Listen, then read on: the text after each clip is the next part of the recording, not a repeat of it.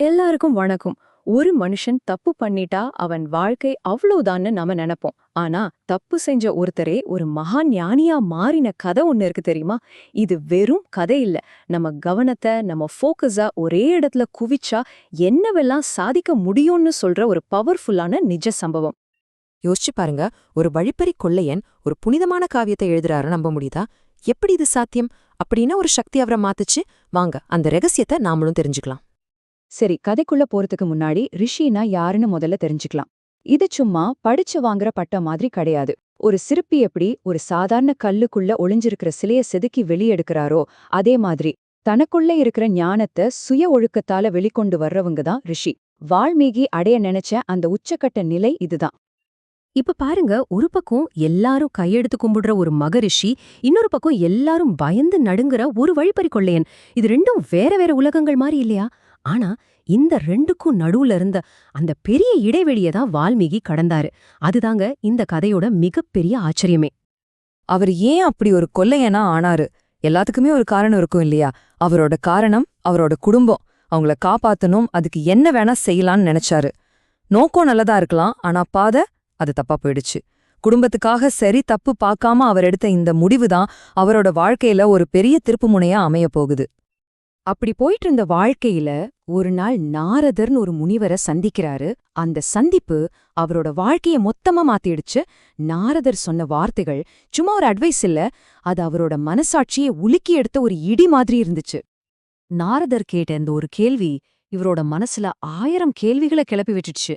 அட ஆமால்ல, நான் யாருக்காக இந்த பாவத்தெல்லாம் பண்றேன்? என் குடும்பத்துக்காக தானே? சரி, அவங்க இந்த பாவத்துல பங்கெடுத்துக்குவாங்களா? இந்த ஒரு சந்தேகம் மனச கூடைய பதில தெரிஞ்சுக்க வேக வேகமா வீட்டுக்கு ஓடுறாங்க. வீட்ல கிடைச்ச அந்த பதில் அவர் தலையில இடியே விழுந்த மாதிரி இருந்துச்சு. உங்க சம்பாத்தியம் எங்களுக்கு வேணும், ஆனா உங்க பாவம் எங்களுக்கு வேண்டான்னு சொல்லிட்டாங்க. அப்போதான் அவருக்கு அந்த உண்மை ஷுல்லுன்னு உரைக்குது. நாம செய்யற நல்லது கெட்டதுக்கு நாம மட்டும்தான் பொறுப்புன்னு. அந்த அதிர்ச்சி தான் அவரோட மாற்றத்துக்கான முதல் பொறி. தன்னோட நம்பிக்கையே உடைஞ்சு போனதை உணர்ந்ததும் அவர் நேரா ஓடுனதும் நாரதர்கிட்டதான். அது வரைக்கும் இருந்த திமிரு அகங்காரம் எல்லாம் போயிடுச்சு. சாமி, நான் செஞ்ச பாவத்திலேருந்து நீ காப்பாத்துங்கன்னு அவர் கால்ல விழுந்து கெஞ்சினாரு. இங்கதான் அந்த மாற்றம் தொடங்குது. முழுசா சரணடைஞ்ச அந்த நிமிஷம். நாரதர் அவருக்கு காட்டின வழி பாத்தீங்கன்னா ரொம்ப சிம்பிள், ஆனா ரொம்ப பவர்ஃபுல். ராமா அங்கிற மந்திரத்தை சொல்லச் சொன்னார். அது வெறும் வார்த்தை இல்ல, மனச ஒருநிலைப்படுத்தி இந்த உடலுங்கிற உணர்வையே தாண்டி ஒரு பேரின்ப நிலைக்கு போறதுக்கான ஒரு சாவி அது. இங்கதான் கதையோட முக்கியமான கட்டமே வருது. அவரு சும்மா வாயில மட்டும் அந்த மந்திரத்தை சொல்லல, தன்னோட முழு கவனத்தையும் முழு வாழ்க்கையுமே அந்த மந்திரத்துல கரைச்சிட்டாரு. அவரோட கவனம், அதாவது அந்த டீப் ஃபோக்கஸ் எந்த அளவுக்கு இருந்துச்சுன்னா வெளியே என்ன நடக்குதுன்னே அவருக்கு தெரியல. வெளியுலகமே இல்லாம போயிடுச்சு. அவரோட அந்த ஆழ்ந்த கவனத்துக்கு இதை விட ஒரு பெரிய அத்தாட்சி இருக்க முடியுமா சொல்லுங்க? வருஷங்கள் ஓடிப்போச்சு. அவரை சுத்தி ஒரு பெரிய புற்றே வளர்ந்து அவரை மூடிருச்சு. ஆனா அது கூட அவருக்கு தெரியல.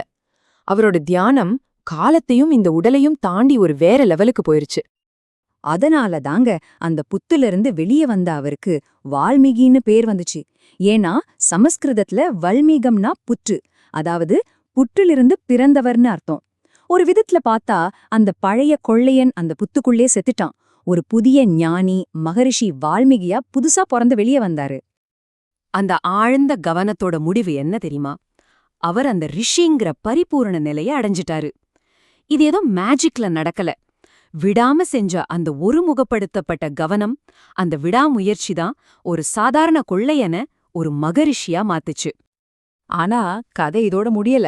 அவர் தன்னை மாத்திக்கிட்டது அவரோட பயணத்தோட முதல் பாகம்தான். இப்போ அவருக்குள்ள நடந்த அந்த மாற்றம் எப்படி இந்த உலகத்துக்கே ஒரு பெரிய பரிசா மாறுச்சுன்னு பார்க்கலாம். அவரோட ஆன்மீக சாதனை எப்படி ஒரு மகா காவியத்துக்கு உயிர் கொடுத்துச்சு. இந்த காவியம் ஏன் இவ்ளோ புனிதமா இருக்கு தெரியுமா? அதுக்கு 2 காரணம். ஒன்னு, அதோட ஹீரோவான ஸ்ரீராமரோட முன்மாதிரியான வாழ்க்கை. இன்னொன்னு, அதை எழுதின வால்மீகியோட பரிசுத்தமான வாழ்க்கை. அந்த ஹீரோவும் அந்த ஆசிரியரும் ஒன்னா சேர்ந்துதான் ராமாயணத்தை காலத்தால் அழிக்க முடியாத ஒரு காவியமா மாத்திருக்காங்க. ஆக வால்மீகியோட கதை நமக்கு என்ன சொல்லுது? நம்ம கவனத்துக்கு நம்மளையே முழுசா மாத்துற சக்தி இருக்கு.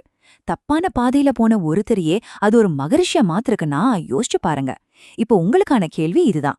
நீங்க உங்க கவனத்தை முழுசா ஒருமுகப்படுத்தினா உங்களுக்குள்ள ஒளிஞ்சிட்டு இருக்கிற எந்த அற்புதம் வெளியே வரும் யோசிச்சு பாருங்க.